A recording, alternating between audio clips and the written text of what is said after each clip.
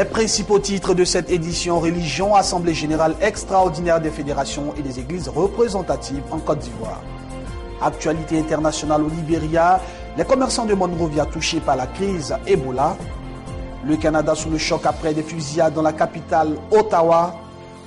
Madame et Monsieur, très heureux de vous retrouver pour ce bulletin d'information que nous ouvrons par la religion, comme annoncé dans les titres. Assemblée générale extraordinaire des fédérations et des églises représentatives en Côte d'Ivoire. Le week-end dernier, les ministres de Dieu sont allés échanger et réfléchir sur l'avenir de l'église en Côte d'Ivoire. Il faut le souligner, cette rencontre avec 3 orientations principales, à savoir le bilan de la commission, les préparatifs de la rencontre avec le chef de l'État, préparatifs du grand programme de prière qui aura lieu au stade Félix Houphouët-Boigny. Reportage signé Inès Kounouyombale. Les présidents de fédérations, de collectifs et églises représentatives se sont réunis en assemblée extraordinaire le samedi 18 octobre 2014 à l'hôtel Belle-Côte. L'ordre du jour portait sur 3 points, à savoir le bilan des activités de la commission des églises, ensuite préparer la rencontre future avec le président de la République, son Excellence Alassane Ouattara, et enfin préparer la grande rencontre des ministres des dieux au stade Félix Houphouët-Boigny. D'entrée de jeu, le révérend général Makosso Kami Ariel, secrétaire général de la commission des présidents de fédérations et églises évangéliques, a fait le point des activités de la commission par la présentation d'une vidéo, tout en ajoutant quelques informations avec des précisions sur le nombre de pasteurs identifiés, qui est de 10 118 pasteurs et 238 pasteurs qui ont effectué le pèlerinage en Israël. Rappelons que cette commission est née en juin 2011 après la dissolution de l'ex-Haut Conseil protestant évangélique. Développons à présent avec précision certains points.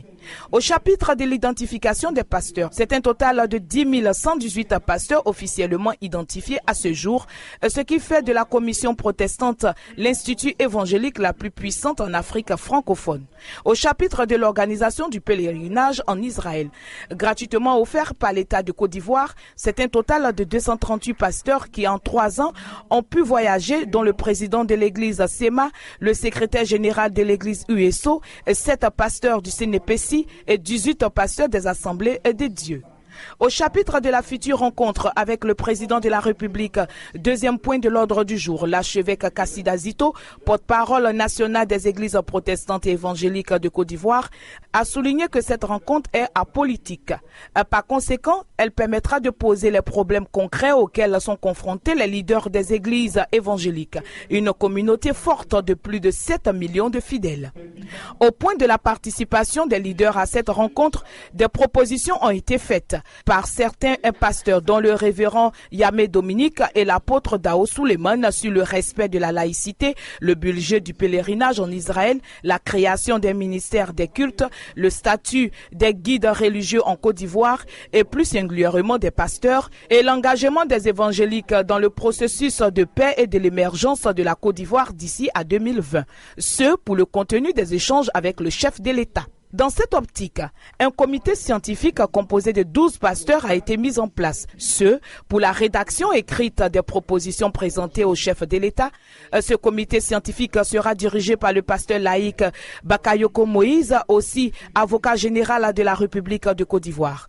Au chapitre de la grande rencontre au stade Félix Houphouët-Boigny, dernier point de l'ordre du jour, les présidents de fédération ont adopté l'unanimité l'organisation de ce vaste programme de prière de combat spirituel en vue de préparer l'année 2015, intitulée 2015, me voici, et qui aura lieu le samedi 27 décembre 2014 au stade Félix Houphouët-Boigny d'Abidjan. Les présidents de fédération ont validé la proposition de l'archevêque Kassida Zito portant sur les rencontres avec les principaux leaders politiques de la Côte d'Ivoire pour relancer le processus de paix bloqué. Car selon lui, le ministère de la Réconciliation appartient aux pasteurs. La commission protestante et évangélique est un total de 137 fédérations et collectifs de pasteurs. Elle est à ce jour l'interlocuteur légal des églises protestantes et évangéliques auprès de l'État de Côte d'Ivoire. La prochaine rencontre est fixée pour le samedi 1er novembre 2014. Que Dieu bénisse la Côte d'Ivoire. Shalom. Nous restons en religion. Une conférence de presse s'est tenue le mardi dernier 21 octobre 2014 au siège de la Ligue de la lecture de la Bible, assise dans la commune de Cocody dans le district d'Abidjan. Objectif de cette conférence de presse, annoncer la journée nationale de prière contre le virus Ebola qui se tiendra le samedi 1er novembre 2014 à l'église des Assemblées de Dieu de la commune de Yopougon. C'est une initiative des églises protestantes et évangéliques de Côte d'Ivoire. Suivons toujours le reportage de Inès Koumiombale. Le virus Ebola fait ravage en Afrique de l'Ouest. L'épidémie a déjà fait plus de 4500 morts dans le continent. Face à cela, plusieurs initiatives sur le volet de la sensibilisation se présentent. C'est dans ce cadre que les églises protestantes et évangéliques de Côte d'Ivoire ont décidé d'organiser une journée nationale de prière contre Ebola le samedi 1er novembre 2014 à l'église évangélique des Assemblées de Dieu. L'annonce a été faite par le président du Conseil national des églises évangéliques et protestantes de Côte d'Ivoire, l'apôtre Pangui Konambenar. À ses côtés, le pasteur Aouni Raphaël, les représentants de la FESI, l'apôtre Delvé, les méthodistes unis de Côte d'Ivoire, le pasteur Marcel Sachou. Les églises protestantes évangéliques de Côte d'Ivoire, face à la menace de la maladie à virus Ebola, ont décidé de fédérer leurs efforts en vue d'une action concertée et intégrée pour plier contre cette épidémie. Regroupées sous la dénomination Église protestante et évangélique de Côte d'Ivoire, elles ont pris l'initiative d'organiser une journée nationale de prière contre Ebola le samedi 1er novembre 2014 de 9h à 14h. À Abidjan, ce grand rassemblement de prière aura lieu à l'église évangélique des Assemblées de Dieu d'Adjamé, face à la gare routière. Après cette adresse, les journalistes présents ont posé un chapelet de questions pour comprendre leur objectif de cette journée internationale de prière et les réponses ont été données par la table de séance à tour de rôle. Pour clore cette conférence, l'apôtre Pangui Konambenar a lancé un appel. Et nous lançons l'appel à tous nos frères, à toutes nos sœurs, à tous les leaders, afin que personne ne soit insensible à cet appel. En Guinée, au Libéria, comme ailleurs, il n'y a pas moins d'hommes intègres là-bas. Si cela ne nous est pas encore arrivé, ce n'est pas parce que nous sommes les meilleurs que nous sommes plus saints que ceux-là. Nous devons rendre grâce à Dieu. Et nous devons répondre à cet appel des églises évangéliques et protestantes de Côte d'Ivoire pour que le premier, nous puissions être tous rassemblés à l'église de l'Assemblée de Dieu d'Adjamé, face à la gare routière, pour que nous puissions crier ensemble à Dieu. Que Dieu bénisse la Côte d'Ivoire.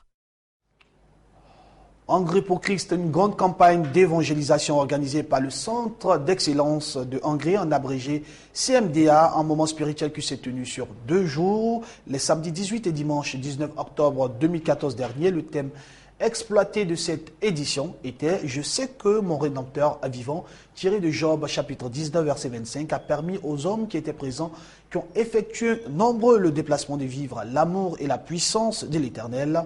Suivons ensemble le dernier jour avec le reportage signé Mireille Conan, Yao Kwadio. Enseignement et célébration de l'Eucharistie, afin d'être outillés et être vainqueurs sur le diable, ont marqué le 2e et dernier jour de la grande campagne d'évangélisation dénommée Hongrie pour Christ, organisée par le Centre d'excellence d'Hongrie de la communauté mère du Divin Amour. Durant ce dernier jour, les enfants de Dieu se sont abreuvés à la source du Seigneur. Cela sur le thème « Mon Rédempteur libère les captifs » avec comme prédicateur le berger Lambert Dibi. Le ministre de Dieu a mis en exergue la subtilité du diable pour garder les chrétiens dans la captivité, avec comme socle de son enseignement les livres de Luc chapitre 13 le verset 16, Matthieu chapitre 10 le verset 34 à 40 et Apocalypse chapitre 12 le verset 12. Ce que j'ai eu à révéler de la part du Seigneur à son peuple, ce sont des subtilités démoniaques. Et j'ai insisté sur un certain nombre d'aspects qu'on peut trouver normal. Parce que simplement, je dis toujours que je ne prêche pas ce que je n'ai pas expérimenté. Je croyais, comme certaines personnes, que ces choses étaient normales. Il a fallu donc que je sois au contact de Dieu. Il a fallu donc qu'il me touche pour me libérer et m'apprendre réellement que ce sont des subtilités. Vous voyez dans le temps, comme un bon jeune, quand vous travaillez, souvent vous voulez vous faire plaisir. Vous buvez, pour finir, l'habitude devient une seconde nature. Or, quand l'habitude devient une seconde nature, soit financièrement, vous vous épuisez. Physiquement, vous vous épuisez. Et vous commencez maintenant à désirer les choses de ce monde. Et pour finir, nous sommes souillés. Et l'ennemi, lui, tire les ficelles parce qu'il nous a présenté les réalités du monde. Il nous a donné le goût, l'envie et nous sommes rentrés dans... Le berger Paco Marie s'est pour sa part appesanti sur l'amour que les chrétiens se doivent mutuellement pour l'avancement de l'œuvre de Dieu ainsi qu'une bénédiction certaine. N'oublions jamais que nous sommes chacun de nous le fruit de la miséricorde. Quand dit nous étions chacun, plutôt Isaïe, errant. Chacun était dans la ténèbre suivant sa voie. Et Dieu a rompu cette ténèbre-là en nous envoyant la lumière du monde Jésus-Christ. Donc chaque chrétien qui est honnête sait qu'il est le fruit de la miséricorde. Alors comme nous sommes le fruit de la miséricorde, avant de regarder la paille qui est dans les yeux de l'autre, regardons la coupe qui est dans nos yeux. Et je crois que si nous tenons ce langage d'amour, de douceur, vous savez, Gandhi il a dit un jour, si les chrétiens vivaient comme Christ, le monde entier serait gagné à Christ. Mais nous pouvons revenir vraiment à l'amour, à la miséricorde, et les gens nous voyons vivre, donneront nos vies à Dieu. Autre temps fort de cette rencontre, la célébration de l'Eucharistie. Dans son homélie, le père Emmanuel Naounou a mis l'accent sur la mission de Jésus-Christ, celle d'annoncer le règne de Dieu et conduire le chrétien à la lumière. Cette lumière éclatante qui conduit les enfants de Dieu à leur bénédiction. Soulignant que durant ces 2 jours, le Seigneur a puissamment visité les personnes présentes. Des paroles prophétiques ont été proclamées. Plus de 500 personnes ont donné leur vie à Jésus-Christ. En somme, un bilan positif, selon le berger Paco Marie, premier responsable du centre d'excellence d'Angré, initiateur de cette campagne d'évangélisation. On dénombre jusqu'à l'heure actuelle près de 500 personnes qui donnent leur vie à Dieu. Et le monde a répondu, le peuple a répondu. La technique ne nous a pas lâché. Tous les prédicateurs étaient vraiment à la hauteur. La grâce a coulé d'eux. Et nous avons senti visiblement un peuple béni, un peuple qui a expérimenté que son Rédempteur est vivant. Au total, Angré pour Christ a tenu toutes ses promesses. Jésus-Christ le Rédempteur est vivant et les enfants de Dieu l'ont expérimenté. Rendez-vous est donc pris pour le mois de décembre prochain. Que le nom du Seigneur soit béni. Parlons à présent des santé. La date du 15 octobre décrétée journée mondiale de lavage de mains. C'est dans ce cadre que le réseau des journalistes pour l'eau, l'hygiène et l'assainissement, section Côte d'Ivoire, a organisé une cérémonie de lancement et de sensibilisation du lavage des mains. La cérémonie s'est déroulée dans la commune d'Abobo, dans le district d'Abidjan. Objectif, lutter contre la fièvre à virus Ebola qui fait en ce moment rage en Afrique. On se met les mains d'abord, on prend le savon ensuite. Deuxième étape, on mousse bien les mains. On mousse bien les mains, on mousse bien les mains, voilà. On lave un doigt par un doigt. Il est primordial de sensibiliser les populations sur le lavage des mains et hygiène comme mode de vie. Et surtout à lutter contre la fièvre à virus Ebola. C'est au cours de la journée mondiale du lavage des mains qui se déroule tous les 15 octobre de chaque année. Cette année, la 6e du genre qui avait pour thème « Le pouvoir est dans vos mains ». C'est dans ce cadre que WASH JNCI, le réseau des journalistes pour l'eau, l'hygiène et l'assainissement, section Côte d'Ivoire, en collaboration avec ses partenaires, le groupe 3H, les ONG AAM, Association des Amis de Mans et AFON, s'est rendu dans la commune d'Abobo le mercredi 22 octobre 2014 dans les locaux de la mairie d'Abobo, dans le seul but de procéder à une sensibilisation à l'endroit des vendeurs d'atiéké, poissons salés frits appelés garba, des restauratrices de la dite commune. C'est ce qui justifie la tenue de cette cérémonie où la coordonnatrice de WASH JNCI, Kanzli Mide, initiatrice dans ses propos, souligne que lutter contre l'hygiène, l'assainissement et l'eau potable est une affaire de tous, surtout l'une des conditions de l'émergence sociale et culturelle qui fait partie des objectifs de la structure. De nombreux décès enregistrés chaque année dus aux mauvaises conditions d'hygiène nous interpellent une fois de plus. Il est primordial de sensibiliser les populations sur le lavage des mains et l'hygiène comme mode de vie. Dans cette dynamique, c'est bien évidemment dans cette dynamique que WASH JNCI, le réseau des journalistes et hommes des médias pour l'eau, l'hygiène et l'assainissement en section Côte d'Ivoire, s'est déterminé depuis maintenant 3 ans à travers ces actions de sensibiliser et de former des journalistes et à faire de la question de l'eau, de l'hygiène et de l'assainissement son cheval de bataille. Investi dans sa politique d'interpellation, WASH JNCI, à travers cette cérémonie, entend donc montrer son attachement dévoué à un environnement propre, sain et potable, sensible, accessible à tous. Quant au représentant du maire, Cissé Enza, salue l'initiative et donne les conseils à tenir. Dans cette optique, les partenaires qui accompagnent l'initiative, tels que le représentant du groupe 3H Agbi Armel, a tenu à réaffirmer leur appui et à procéder à la démonstration du lavage des mains.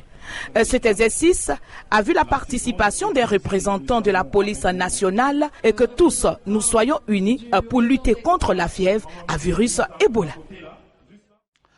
Actualité internationale à présent, Air Côte d'Ivoire, la compagnie nationale ivoirienne a repris depuis le lundi dernier ses vols à destination et en provenance de la République de Guinée après plus de 2 mois de suspension par crainte d'une éventuelle propagation du virus Ebola. C'est bon. Venez, monsieur. Bon, vous allez finir de remplir votre fiche.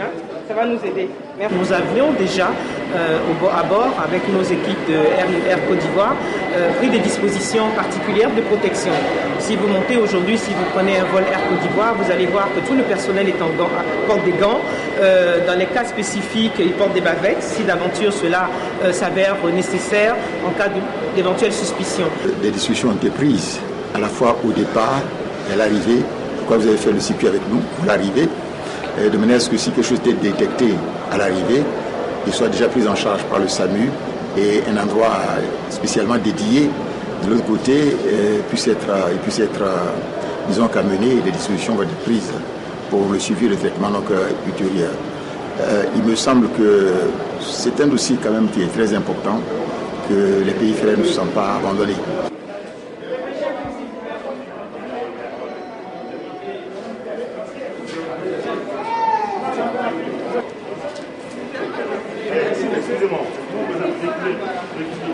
Cela fait bientôt 2 mois que je n'ai pas vu ni ma femme ni mes enfants. Donc cette ouverture de frontières aériennes est une satisfaction personnelle.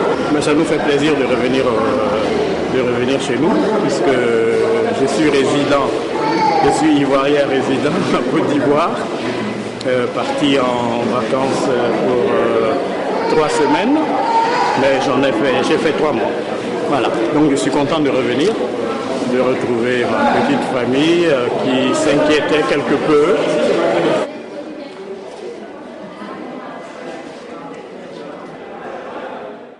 Toujours concernant les effets néfastes du virus Ebola, cette fois-ci au Libéria, l'épidémie du virus touche de plein fouet les commerçants locaux qui voient de plus en plus leurs étals désertés par des clients qui restent cloîtrés chez eux de peur de la contagion.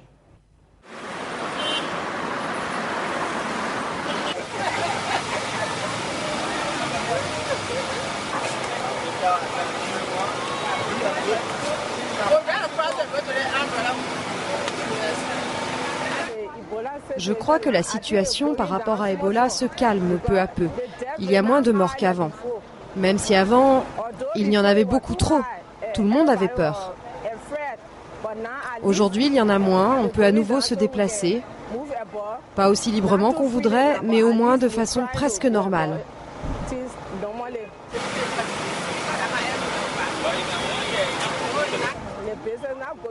Les affaires ne marchent pas trop car les gens restent chez eux. Contrairement à d'habitude, les clients ne peuvent pas trop venir par ici. Entre deux clients, il s'écoule plusieurs heures, mais on fait avec.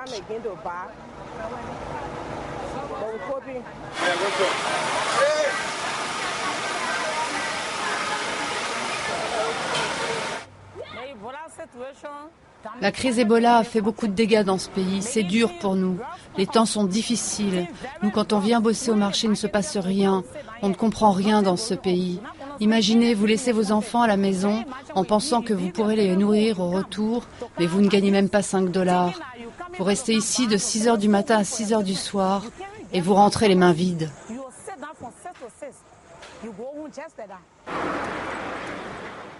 Au Canada à présent, un tireur décrit comme un terroriste par le Premier ministre canadien a tué le mercredi dernier un soldat à Ottawa et sémé la panique au Parlement avant d'être abattu par la police. Il s'agit du deuxième militaire canadien tué en 3 jours dans ce que le Premier ministre Stephen Harper a qualifié d'attaque terroriste. Le Canada sous le choc après des fusillades dans sa capitale Ottawa. Un tireur qui s'était récemment fait retirer son passeport a tué hier un soldat et semé la panique dans le Parlement fédéral avant d'être abattu par la police. Pendant une bonne partie de la journée, un vaste périmètre du centre-ville a été placé sous confinement et sous très haute sécurité par précaution, une mesure levée en milieu de soirée. Le Premier ministre conservateur Stephen Harper, qui se trouvait sur les lieux au moment de l'attaque, a condamné une attaque méprisable. Le Canada ne sera jamais intimidé. En réalité, ces gestes nous amèneront à augmenter notre détermination et redoubler nos efforts et ceux de nos agences de sécurité nationale à prendre toutes les mesures nécessaires pour identifier et contrer les menaces et assurer la sécurité du Canada. Ils augmenteront aussi notre détermination et nos efforts avec nos alliés pour combattre les organisations terroristes. Tout a commencé juste avant 10h heure locale hier, lorsqu'un homme armé a tiré plusieurs coups de feu sur un des soldats qui montait la garde au monument commémoratif de guerre à Ottawa. Le jeune caporal Nathan Chirillo est mort plus tard des suites de ses blessures. Le tireur identifié comme Michael Zehav Bibo, un Canadien de 32 ans, s'est ensuite dirigé en voiture vers la colline parlementaire située à proximité. Il était habillé en noir et avait un foulard autour de son visage d'après des témoins. Et toujours selon eux, il aurait alors senti son arme, l'aurait chargée et se serait précipité à l'intérieur du Parlement par l'entrée principale, où il aurait ouvert le feu, provoquant des scènes de chaos, alors que les groupes parlementaires et le Premier ministre étaient en réunion à l'intérieur. Madame et Monsieur, j'ai été très heureux d'être en votre compagnie pour ce bulletin d'information. Merci de rester fidèle à Blessing Channel. Que Dieu vous bénisse. À demain.